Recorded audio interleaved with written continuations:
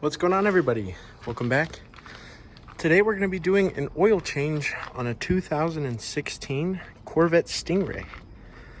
Now, this is going to be a pretty simple job. I'm just here to help a buddy, but I thought I'd film because this is a pretty cool car.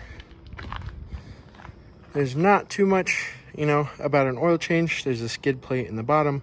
Drain it, plug it back up, change your filter, new oil in, you're done. But I thought I'd film today, like I said, just because this is a cool car. We'll do a little walk around here. Look at that interior. Come around. Get that. Make sure not to get that plate in there. But yeah, nice car here. And another thing that we're going to be doing later on is we're going to be doing all 4 brakes on this Corvette as well. But let me stop talking here and let's get to this oil change. Cool, so it doesn't look like it's going to be that hard of an oil change. There's no skid plate or anything guarding that pan. We just have our nut here, filter here. We'll get that drained, and after I start draining that, we'll see how that oil looks. Alrighty, so for this drain plug right here, you're gonna need a 15mm socket or wrench.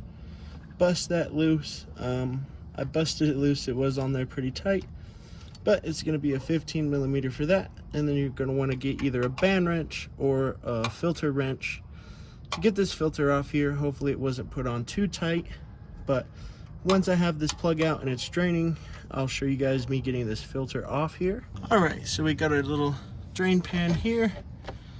We're gonna take this bolt off.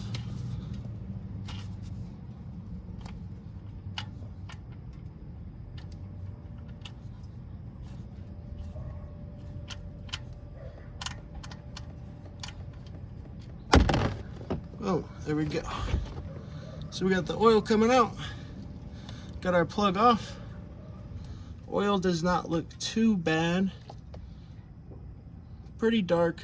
It's been a while since he's changed it, but oil does look pretty good. Next thing we're gonna do is get this filter off of here. All right, so we got this oil filter loose and draining here.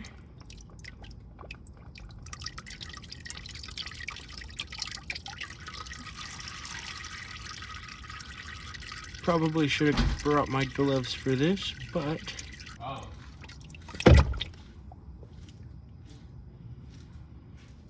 all right, so we got that filter off, down in here. All the oil's out. We're gonna put our new filter back on, clean this whole bottom part off, and then we're gonna cut back up to the top to where we start pouring that oil in. So the capacity for these LT1 motors, they take 9.8 quarts. So we have 2 of these 5-quart jugs here of the Mobil 1 Extended Performance. So what we're going to do is we're going to pour this whole one, and then we're going to pour probably about 95% of the other one, and then hopefully we'll get to that 9.8 quarts.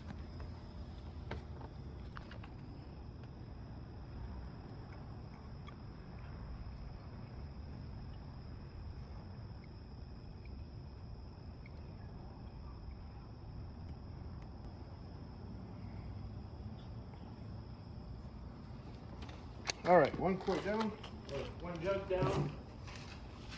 We'll move on to our next jug here. Pop this top off.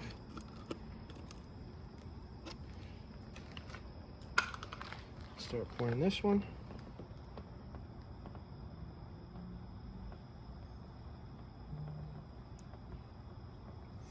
Now, a tip for pouring your oil so it doesn't spit back on you is you pull the dipstick so it doesn't have that negative pressure pushing back out. That way air can flow out of the dipstick hole as you're pouring the oil in.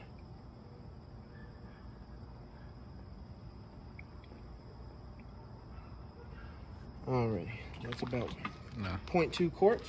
Now we're gonna get this funnel out of here, not trying to get any oil on the vehicle. Take our rag here and kind of clean everything up that was dribbled on. we're gonna put our cap on and then spray that down with some brake cleaner, just so we don't have any dirt buildup.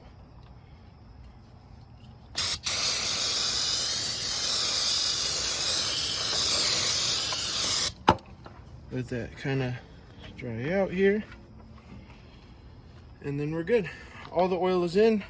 I'm going to show you guys how to reset the oil life on the dashboard, and then this car is good to go.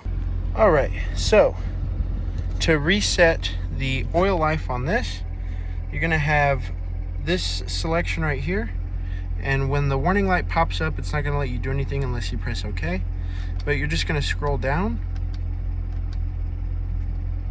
You're going to hold this OK button, and it's going to reset itself to 100. Pretty easy.